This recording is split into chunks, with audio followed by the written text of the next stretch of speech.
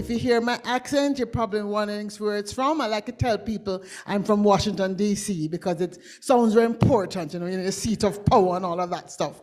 But I'm from Washington, D.C. by way of Jamaica.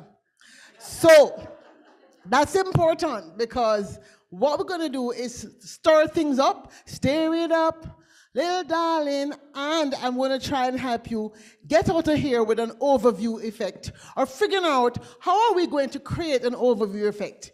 We want to leave here not as individuals or people who knew each other before. We want to leave here as a community, right? We're trying to make it such that we actually build community. And so the first thing I want you to do is kind of get up and kind of move your chairs around, because when I start working, I want to have you talk to each other so you get to know some new people, right? So get into groups of maybe 5 or 6. 5 is a good number because at least we have time. We're going to move. It's like speed dating, right? We're doing a speed dating exercise. All right, let's go. I have a very short time to go to the future and back. So I'm a futurist. Anybody know what a futurist is? You're right. So I'm a futurist. That's a thing, It's not the kind of person who looking at a crystal ball. I don't do navel gazing either. And I'm not like Miss Cleo, who did not foresee her felony charge. So I have people to think about the future they want. What this exercise is today is for you to tell each other what is the future you want while you're here, right? You're here because you have a vision of the future in your mind. Isn't it so? Some of you want to be a real astronaut. Some of us, like the gentleman earlier, like me not go on no spacecraft at all. Me afraid of fly, me can barely fly, much less. But nonetheless, I want you to get ready for a ride with me because let's go. Here's my story. So, as you know, we're talking about space for the SDG, space for the future, space for all, the new 18th SDG. We want to take on the planet, but the most important thing is, next slide please, is that I was the first Jamaican on the moon. Yes, I was. Give it up. I first went up in the year 2032 to set up the Space Heritage Site called Lunaville. Now, how I got this a long time. Notice you will see my organization, the Upstarts, United Planetary Society to assure the rights to space. This I had to start because, well, it's a long story. I'm going to tell you some critical things.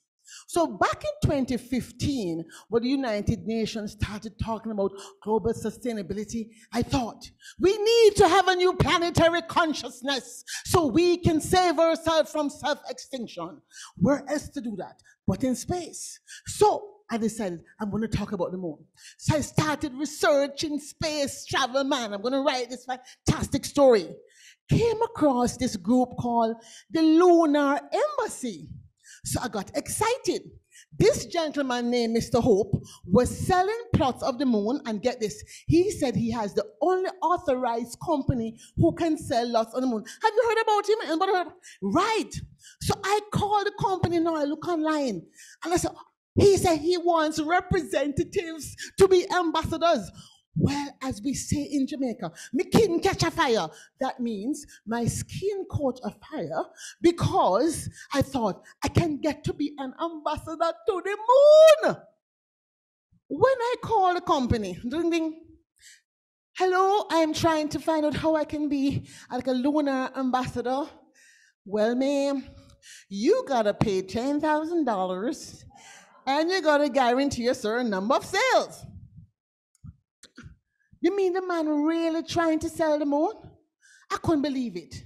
I started the research. They have lunar registry, moon registry, everybody trying to sell off the moon, Mars, and everything else. We're not even reached there yet, but we don't plan trying to sell it. And I said, no. I started to think, no, sorry. Not all for the Queen of England make everybody into a Commonwealth of Nations. Will we make the cosmos into a Commonwealth again? I am going to do something about it. Now, mind you, at that time, I never had the first idea anything about space, but I knew people who knew people.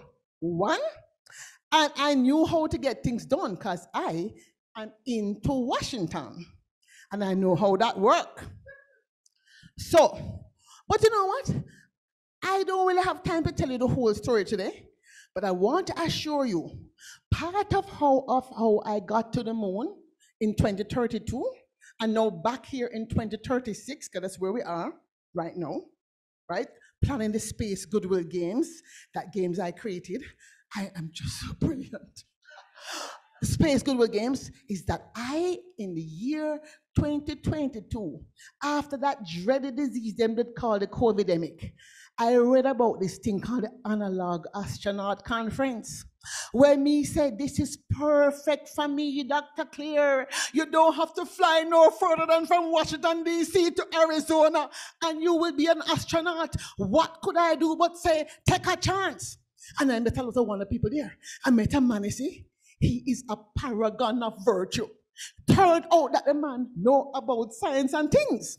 So I, of course, got to know him very well over the 2 days that he was there, and I nuffed up myself. In other words, I made myself known, and my aspirations to create Lunarville, the space heritage side of the moon, and I met a lot of other wonderful people, like somebody who is teaching mathematics to students, and she planned up how she's going to help me get the people in Africa and Asia to learn how to figure out how to do science, to do food security on the moon, and we can get meals ready to eat jerk chicken. Can you imagine that? Who likes jerk chicken? See, I tell you, what self-respecting astronaut would not like jerk chicken? Therefore, I want you all to help me tell the rest of the story. So you have a piece of paper. The first thing you're going to do is write down one thing. It's the year 2033, 10 years from now. What is it that you will have created? Because you were here. So while you're doing that, put up, those of you who have already moved ahead, we're gonna really have you each talk to each other now, right? So the first thing you're gonna do is all about me in 2033. Then you're gonna do a quick speed dating story, which is fortunately, unfortunately. And the last thing is that I want you each to give me a very short 15-word headline, which I can use to finish my story. Because if you give me really great headlines, when I do my premiere Wonder Woman show on July the 20th in the first inaugural International Moon Day, I can use a part of your story. Y'all think I'm joking? I'm not joking. My mother, when I was 16 years old, and I said to her, Mommy, I want to do theater. A Jamaican mother. Theater? Theater?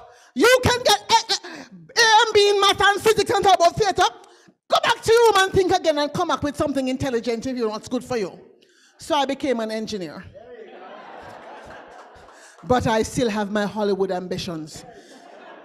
So, all about, next slide please. Each of you has 30 seconds to tell your circle these things: your code name, your job title in 2033, your favorite food, 1 or 2 or 3 of these things, favorite food for your space mission, soundtrack flashback that you carry with you to space if you're going, the thing you must have, and the thing you will create. All right, so our next week exercise is to help us, when you go on a mission, right, whether it's an analog or a real mission, you have to very quickly form into teams, right? So here's a quick exercise. It's a story-making exercise, and hopefully you have an odd number, but one person will start the story with fortunately whatever happened at this conference or somewhere. The other person, next person will say, unfortunately, XYZ happened. And go around, fortunately, unfortunately, unfortunately, until you make a story that makes sense. Let's try just 2 rounds and see what happens, right? All right. Why is this important? Because we want to be able to get into the minds. If you're actually on a mission, you want to be able to get into the minds of your partners, be able to read signals, and to really learn to do some groupthink. Not always all groupthink is good, because sometimes you need to have a contrarian that asks, but are you sure? But for this exercise, I just want you to do fortunately, unfortunately, and see what comes up, what bubbles up as an interesting, funny, but plausible story. Please don't put Martians landing, because we're really trying to do a real project. You heard what they said here. We don't want anybody to also have you can have a slight meltdown if you have to, but if you have a problem, the next sentence should try to solve it. We're not trying to create dystopian futures. We want to create plausible, positive, out picturing of what it is we want to create as a community, all right? Go. So your last exercise is to now you've heard some great ideas. Each group must come up with a headline story, very quick headline theme story, 15 words or so, that I can use, right, in my future telling of this tale and what happened to me on my way to the moon. So you have heard each other's ideas. Now give me a really seriously plausible, something that happened, that you made happen. And the headline story is set in the year 2033. Remember that. 10 years from now, we know that Artemis is happening. Wednesday I had the joy of attending my first Lunar Surface Innovation Consortium event at Johns Hopkins, right? It was fantastic, and NASA was there, and the gentleman from NASA, he was so excited, and all these other SBR type companies were there. There's a woman who was in welding at my table, talking about what she's doing with welding on the moon and in space. I mean, really exciting stuff. But as you've heard from Grant and the other speakers this morning, what we're doing is no less important. We're providing information and knowledge, and more importantly, wisdom, which I'm hoping AI will not take away from us, right?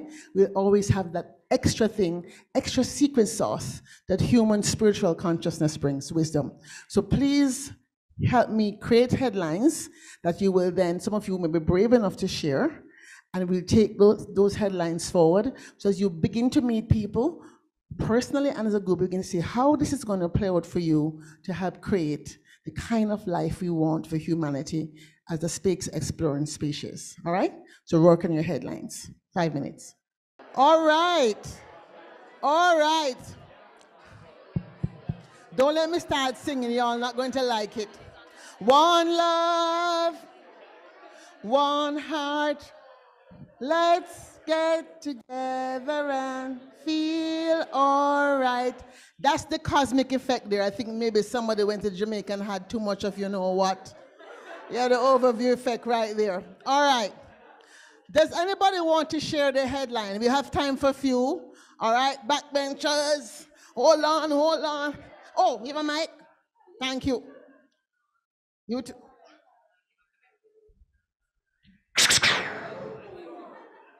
Hey, everybody. Our group, the headline in 2033 reads, Sonification Banquet held on Blimp to celebrate automation science project. Delicious dumplings served. Thank you. Please, by the way, please everybody write your headline down. We need those, okay? We're gonna need those. So our headline in 2033 is humans have now become a multiplanetary species with landing on Mars and being a self-sustainable colony while they have grown their first Martian sweet potatoes.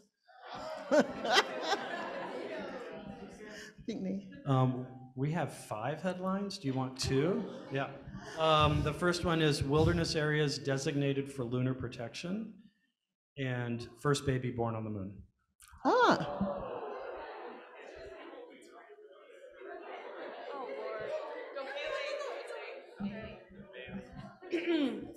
Moonstagram update. That's copyrighted, by the way. Mango farm successfully maintained using algae on the moon. This is the way. This group.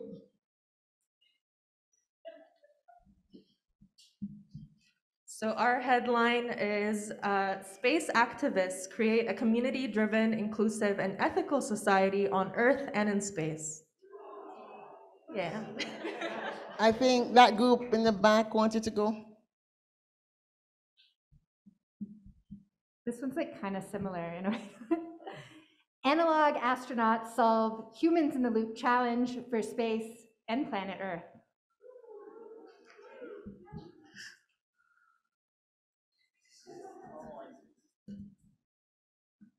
First chocolate made in space, safe for both humans and cats. All right. Anybody else? Anybody here? Right You are- here. Oh. Who's first? Brittany Zimmerman and her team of analog astronauts have cured climate change. All right, and we will end on a serious one. So superconductor working at room temperature help us to build infinite source of energy. So we had in 2033, we had a headline that says that the first woman from Bangladesh will walk on the moon this Sunday. Awesome. All right, folks. We got, you have one more person? Anybody else here? All right, we got the first mission to the moon to include an inflatable art studio. There was another one that just said, "We made it." We made it. I like that one. Short and sweet. All right, give yourself a round of applause, everybody. Seriously. You did great. Now, think if it's only less than 35 minutes, you were able to do that. Think about the next time you're planning a mission, an analog mission, what you can do if you remember to have fun, to play. It's serious, heavy stuff, it's heady stuff. But remember to bring your childlike self, your curious self, your open self, your willingness to play, to listen to each other, and to exhibit the emotional intelligence that Grant talked about so that you can have successful missions. Now, I am going to ask our volunteers to collect all that information, and hopefully we'll be able to use it in some of the future events that this newly birthed organization that's trying to build this community of practice is trying to do. And let's see how we can keep making the story one that we can share moving forward. So thank you for the opportunity to enjoy myself, to entertain myself, and to ensure that together we make SDG 18 Space for All a reality. Thank you.